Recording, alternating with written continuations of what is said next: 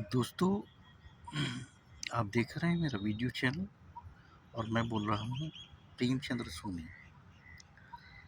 आज आपके सामने मैं बताऊंगा कि किस प्रकार आप दर्शकों का सामना करें, अर्थात पब्लिक स्पीकिंग क्या है। आप जब भी दर्शकों के सामने जाएं, उन्हें तत्काल अपने विचार व्यक्त करें तो आपकी झिझक अपने आप समाप्त हो जाएगी। उदाहरण के लिए, यदि आपको पानी में तैरना सीखना है तो आपको तालाब अथवा जल स्रोत में जाना पड़ेगा। बिना जाए आप तैरना नहीं सीखेंगे। किताबों में पढ़ा हुआ केवल सैद्धांतिक ज्ञान दे सकता है। इसलिए आपको सदैव पब्लिक स्पीकिंग में जाने के लिए कभी झिझक नहीं रखनी चाहिए। अगला बिंदु है पब्लिक स्पीकिंग का पुस्तकीय ज्ञान आपको बोलने की तरीके तो बता सकता है, किंतु बोलना आपको स्वयं पड़ेगा। आरंभ में आप दर्शकों के सामने जाने की पूर्व बातचीत का संदर्भ, टाइटल तथा कंटेंट के बारे में गहन जानकारी कर लेना चाहिए आपको। यदि आप ऐसा नहीं करते हैं तो निश्चित रूप से आपको कहीं न कहीं रुक जाना पड़ेगा। आप स्क्रिप्ट के वाक्यों को का रियाज भी कर सकते हैं ताकि दर्शकों के सामने आपको किसी भी तरह की परेशानी ना हो तथा आसानी से अपनी बात को रखने में सहायता मिल जाए। अभ्यास, अभ्यास, अभ्यास यानी कि प्रैक्टिस, प्रैक्टिस, प्रैक्टिस। किसी भी कार्य की विशेषज्ञता हासिल करने का यही मूल मंत्र है। पब्लिक स्पीकिंग भी उसी प्रकार से एक प्रकार का कार्य है। यदि आप शुरू में पब्लिक स्पीकिंग के दौरान अच्छा नहीं बोल सके तो कोई बात नहीं, आप दुखी ना हों, अगली बार और अच्छा करने की सोचें।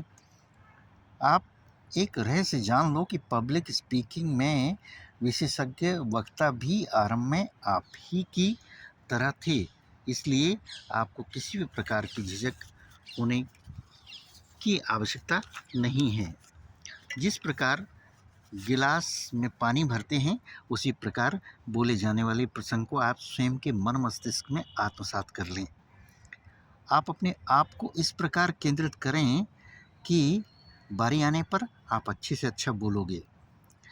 आपको जो भी सोचना है आप बोलने के पूर्व सोच लें तथा संतुलित बोलें।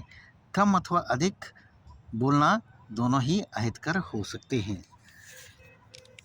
जब भी आप कम बोलते हैं तो निश्चित रूप से अपनी बात को पूरी तरीके से नहीं बोल पाते हैं। आप बोलते समय आत्म केंद्रित ना हो, आप केवल विषय निर्धारित बातचीत ही करें। कई बार आपको स्क्रिप्ट दी जाती है जिसका आपको अध्ययन करना अनिवार्य है और ऐसा आपको स्टेज पर जाने के पूर्व कर लेना चाहिए। बोलते समय यदि आप स्क्रिप्ट में ही रहें तो ज़्यादा अच्छा है। आप स्वयं कितने अच्छे हैं अथवा कितने बुद्धिमान हैं इसका प्रदर्शन ना करें। आप बोलते समय एक आशावान, गंभीर एवं बेबाक बोलने वाले एंकर की तरह पेश आएँ। स्टेज पर आपके बोलने के लिए कुछ ना कुछ अवश्य होना चाहिए। कई बार स्टेज पर बोलने वाला वक्ता कुछ नहीं बोल पाता। ऐसी स्थिति ठीक नहीं है। ऐसी स्थिति में बड़ी ऑकवर्ड सिचुएशन बनती है। जब आप स्टेज पर होते हैं तो दर्शकों का ध्यान आप पर ही होता है, इसलिए आप अपनी बात को इस अंदाज में व्यक्त करें कि दर्शक भाव विभोर हो जाएं। अगला बिंदु है कि आप आकर्षक भाषा में बात करें।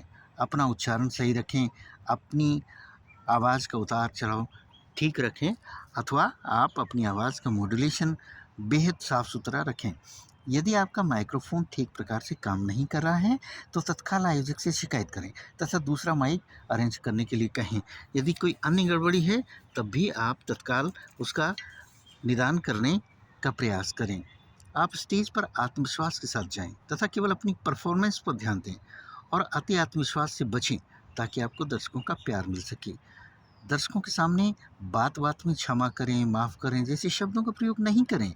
कोई गलती हो गई हो तो क्षमा करें जैसे शब्दों का प्रयोग ना करना ही ठीक होता है। उपरोक्त के अतिरिक्त आप अपने दर्शकों की नब्ज़ को पहचान कर अपने विवेक से शब्दों का चयन कर अच्छा माहौल बना सकते हैं। Thank you.